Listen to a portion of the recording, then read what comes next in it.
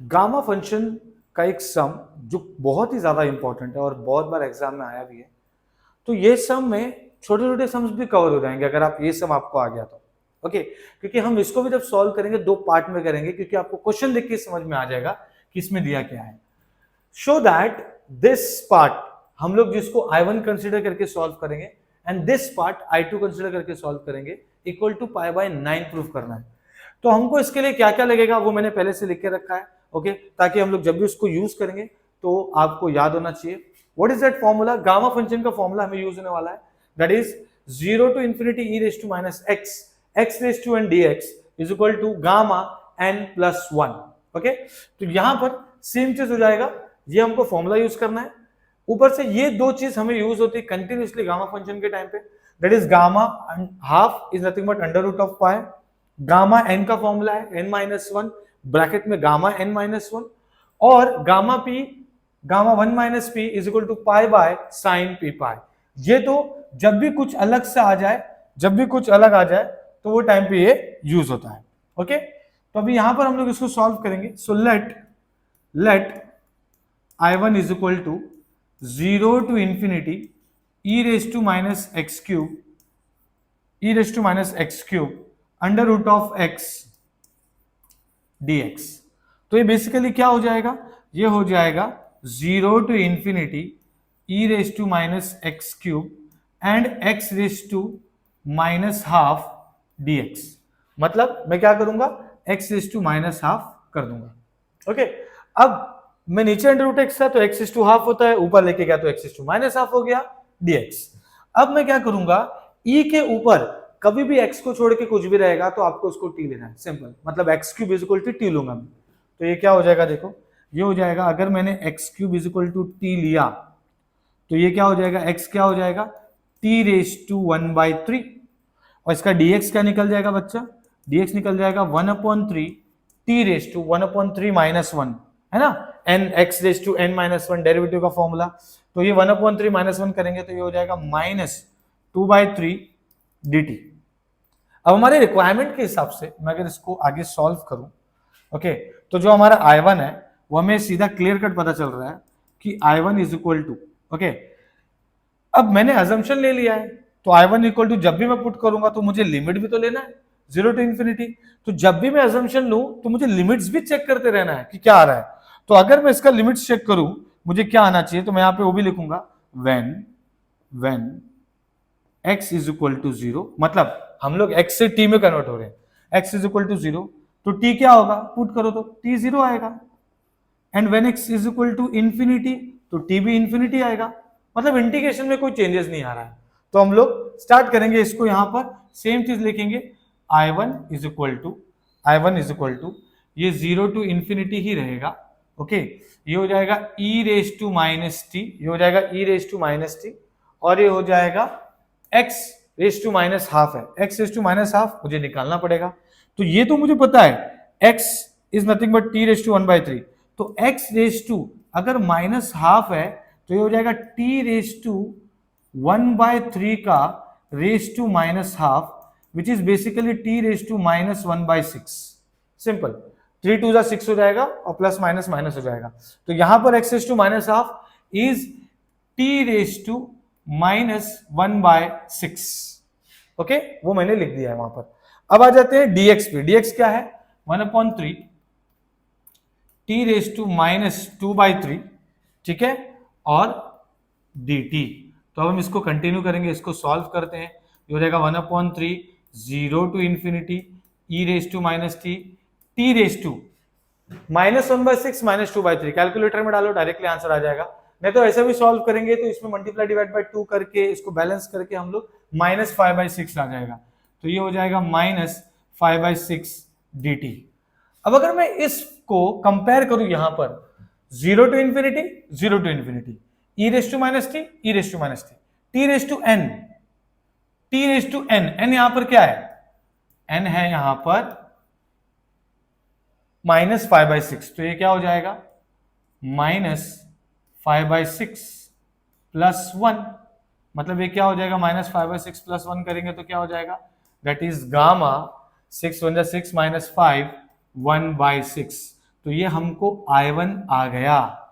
अब ऐसे ही हम लोग I2 निकालेंगे, ऐसे ही हम लोग I2 निकालेंगे। क्या हो जाएगा I2? I2 is 0 to infinity, again the same thing, y raise to 4 e raise to minus y raise to 6 dy। Okay, मैं क्या करूंगा, मैंने क्या बोला था, e के ऊपर कुछ भी y या x को छोड़ के कुछ अलग दिखा तो उसको t ले लो। तो ये क्या हो जाएगा, y raise to 6 is equal to t। Okay, तो y क्या हो जाएगा बेटा, y हो जाएगा t raise to 1/6, t raise to 1/6।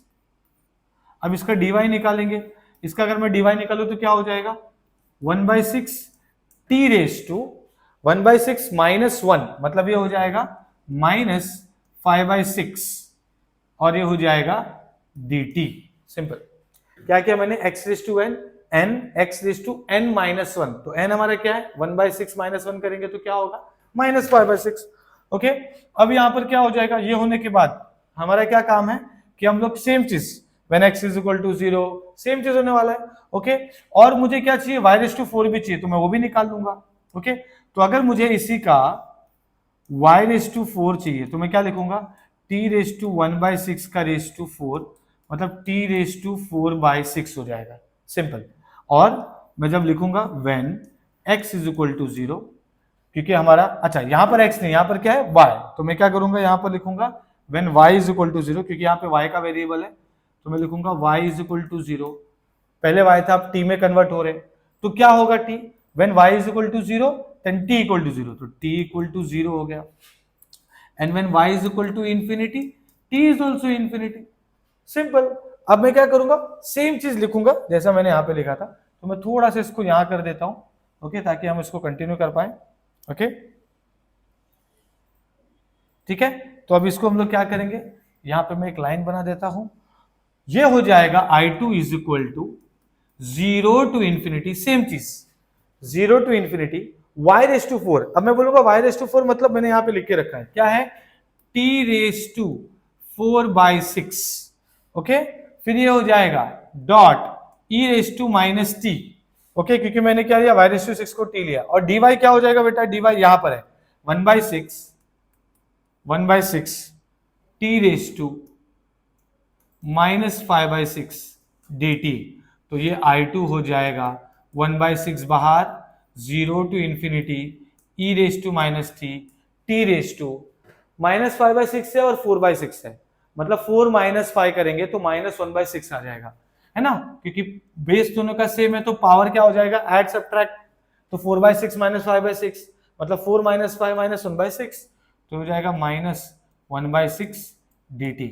अब सीधा ये फॉर्मूला लग जाएगा गामा का, 0 to infinity e raise to minus x x raise to n dx, gamma n+1, तो ये हो जाएगा I2 is equal to 1/6 gamma -1/6 + 1।